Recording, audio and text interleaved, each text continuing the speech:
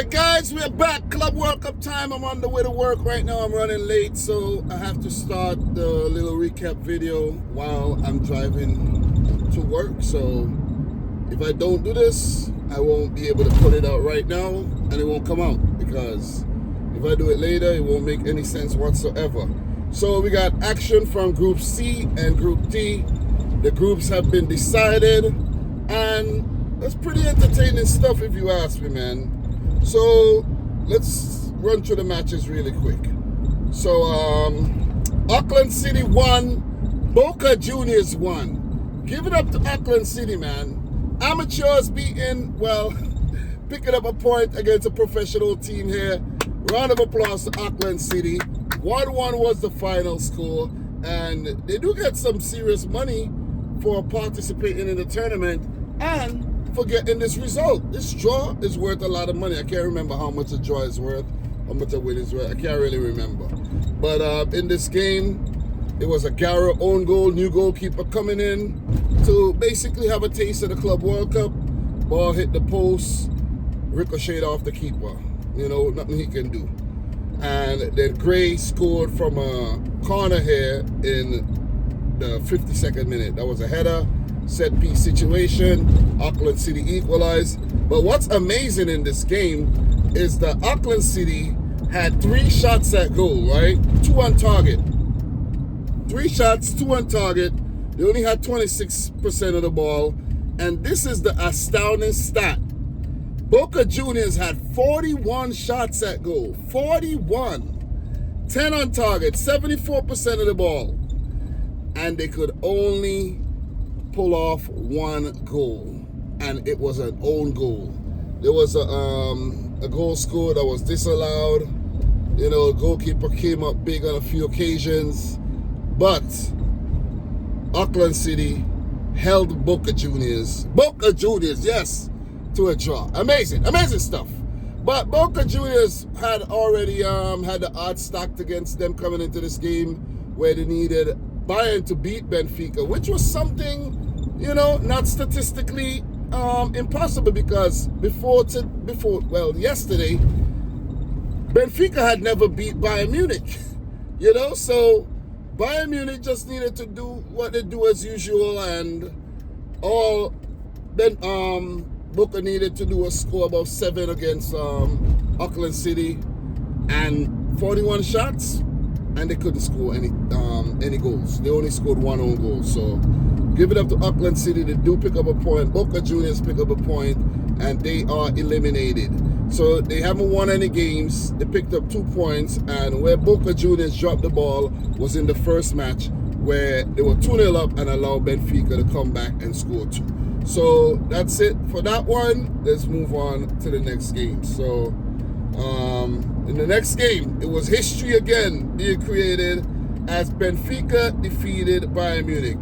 Andrea Schelderup in the 13th minute, and Benfica were all over Bayern, man. I know Bayern rotated their team, you know, bringing in fresh personnel and all, but that's no excuse. Benfica went out there and they put on a clinic.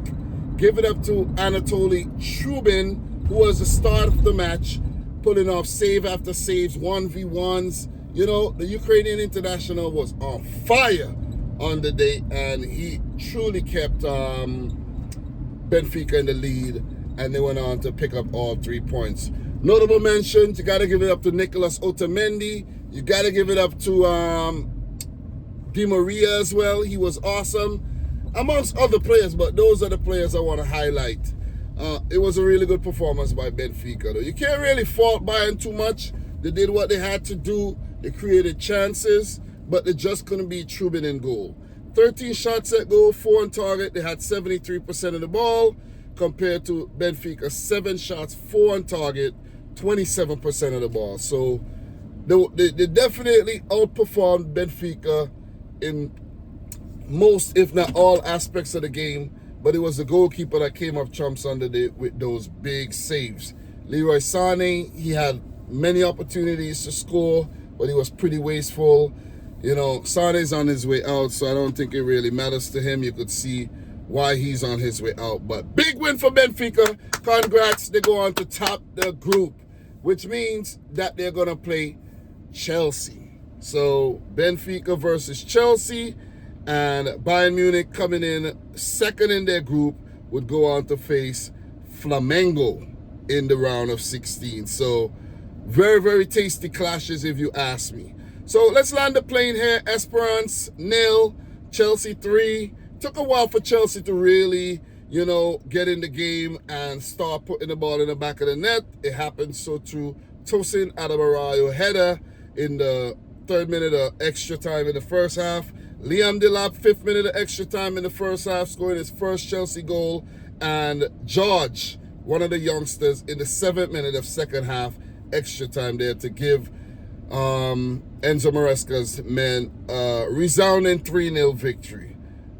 Esperance played off the park on the day, could only muster up 3 shots at goal, none on target, only had 25% of the ball. Really good performance by Chelsea. Are they cooking at the right time? You could definitely say so. 16 shots, 7 on target, 75% of the ball against the North African oppositions here. Chelsea got a big task on their hands, definitely coming up in the next round.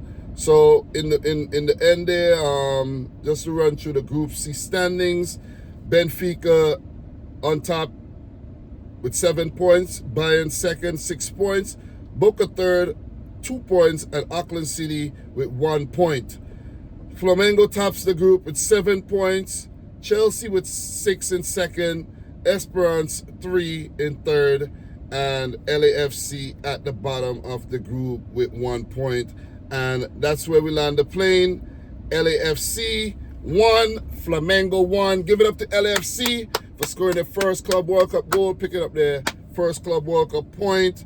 Flamengo, on the other hand, they still went on to top the group, but they definitely had to fight there at the end to pick up that draw. So pretty good stuff. We had Buanga in the 84th minute. Buanga played really well in the match.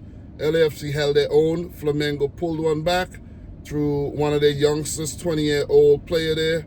His name is not even displayed on Google. I think his name is Jan or something like that. I can't remember. Let me see. Let me get his name. God damn, why they gotta initialize his name? Yeah, Wallace Jan. I was right. So yeah. So 1 point apiece there. Not gonna go super long. But congratulations to LAFC. All the best to all the teams moving on to the next round. It's going to be a hell of a round of 16, if you ask me. So once again, thanks to all of you guys who tune in to the recap, the Club World Cup recap. I know there's a few things I may have missed. I didn't get to watch all the games, of course, because games were played simultaneously. But appreciate you guys. So I got to run. So thanks for watching. Subscribe if you like the video if you haven't yet done so. And until next time, peace out. Rich Squad. Guys, we talk soon, man. Enjoy your day.